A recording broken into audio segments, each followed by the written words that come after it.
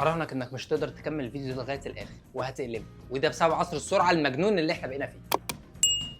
احنا عصر السرعه ده بيخلينا نواجه صعوبه في ان احنا نبني هويتنا اصلا، نبني نفسنا وعاداتنا واسلوبنا وطموحاتنا وانجازاتنا وكل حاجه، وده لان كل حاجه بقت سريعه بشكل مش طبيعي، وعقلك بيقول لك انك مهما عملت كل حاجه فانت في حاجات انت كده كده هتوقعها، وطلب منك تجري على طول، ولو هديت سرعتك سيكه بس هترجع لغايه اخر السباق ورا ومش هتعرف تواكب، وكون اصلا انك مطلوب منك تفضل تجري تجري تجري على طول ده بيشكل عليك ضغط اساسي، لان طبيعي هيجي وقت وهتتعب وهتقف اجباري وهتحتاج صيانه يا معلم عشان تعرف تكمل السباق. طب ماشي، حل ايه بقى؟ الادراك، بس الادراك انك تبقى مدرك ان عشان الحياه سريعه فانت كده كده مش هتعرف انك تمسك كل حاجه. طبيعي يا معلم توقع فواكه في فروت نينجا، اصله بعدين يعني ما انا مش حاوي، بس برضه خد بالك ده مش معناه انك تقف خالص وما تكملش السباق.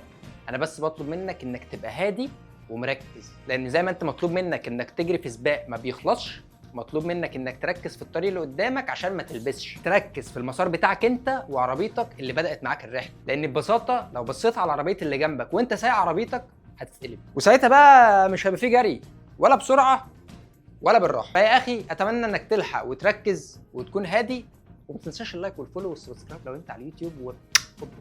ده مرسي.